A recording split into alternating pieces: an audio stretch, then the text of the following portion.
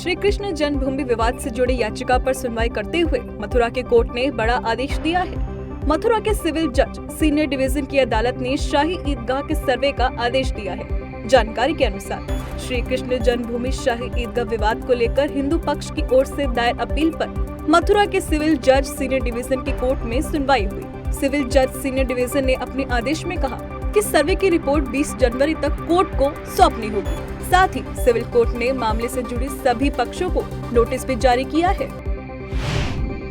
चीन समेत कई देशों में कोरोना वायरस की बड़े पैमाने पर दस्तक के बीच केंद्र सरकार ने बड़ा फैसला लिया है। केंद्रीय स्वास्थ्य मंत्री मनसुख मंडाविया ने शनिवार को कहा कि चीन, जापान, दक्षिण कोरिया, हांगकांग और थाईलैंड से भारत आने वाले यात्रियों में कोरोना वायरस का पता लगाने के लिए RT-PCR टेस्ट कराना अनिवार्य होगा। रिपोर्ट पॉजिटिव पाए जाने पर यात्रियों को क्वारंटाइन किया जाएगा। दुनिया भर में बढ़ते कोरोना के मामलों को देखते हुए भारत सरकार भी अलर्ट हो गई है। देश में चल रही कांग्रेस की भारत जोड़ो यात्रा से कोरोना का प्रसार होने का खतरा बढ़ा है।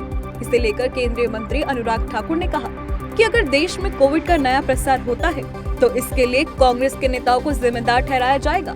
अनुराग ठाकुर ने भारत जोड़ो यात्रा पर सवाल खड़े करते हुए कहा कि क्या कांग्रेस कोविड प्रोटोकॉल का पालन नहीं करेगी। ठाकुर ने सवाल किया कि क्या एक परिवार या एक पार्टी कोविड प्रोटोकॉल से ऊपर है।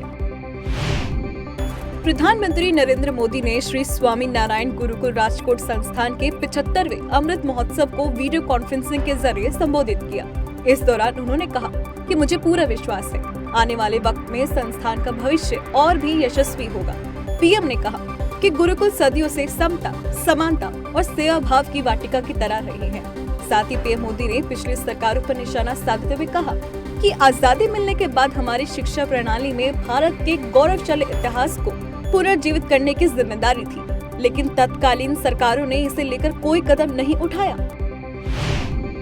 संयुक्त राष्ट्र के सदस्य देशों ने सुरक्षा परिषद में निर्वाचित गैर स्थायी सदस्य के रूप में भारत के सफल कार्यकाल और इस महीने इसकी उत्पादक अध्यक्षता की सराहना करते हुए कहा कि भारत ने बहुपक्षीय कूटनीति के उच्चतम मानकों का प्रदर्शन किया है। वहीं संयुक्त अरब अमीरात के प्रतिनिधि ने सराहना करते हुए कहा उनका देश ग्लोबल साउथ के लिए भारत की लगातार वकालत करेगा। साथ ही मोरक्को के स्थायी प्रतिनिधि उमर ने कहा कि भारत परिषद में अपने पूरे समय के दौरान आतंकवाद का मुकाबला करने के लिए बहुत महत्व रखता था। वहीं चिली के प्रतिनिधि ने भी कहा कि सुरक्षा परिषद में सुधार के संबंध में भारत की ओर से बुलाई गई बैठक बहुत महत्वपूर्ण थी। ऐसा होने पर सुरक्षा परिषद की प्रासंगिकता और बढ़ गई। बता दें, भारत ने 2021 से 22 में परिषद के निर्वाचित सदस्य के रूप में अपने 2 साल के कार्यकाल में दूसरी बार 1 दिसंबर को संयुक्त राष्ट्र सुरक्षा परिषद की मासिक अध्यक्षता ग्रहण की थी। राजस्थान में लगातार भर्ती परीक्षाओं को लेकर लीक हो रहे पेपर पर गहलोत सरकार पर सवाल खड़े हो रहे हैं। बता दें कि 24 दिसंबर को 2nd ग्रेड अध्यापकों की भर्ती के लिए परीक्षा होनी थी। परीक्षा शुरू होने से पहले ही पेपर लीक हो गया, जिसके चलते मामले को गंभीरता से लेते हुए सरकार ने पेपर रद्द कर दिया। वहीं पेपर रद्द होने से गुस्साए छात्रों ने जमकर नारेबाजी की। इससे पहले भी 22 नवंबर को राजस्थान में वन विभाग में वन रक्षकों की भर्ती का पेपर लीक हो गया था और परीक्षा को रद्द भी करना पड़ा था। अमेरिका के संसद परिसर में 6 जनवरी 2021 को हुए दंगे को लेकर संसदीय समिति ने अपनी जांच रिपोर्ट जारी कर दी है।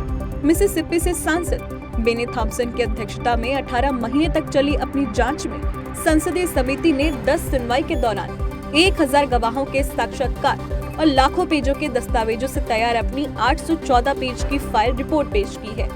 समिति ने ट्रंप को भी सार्वजनिक पद दिए जाने की अनुमति न देने की सलाह दी है।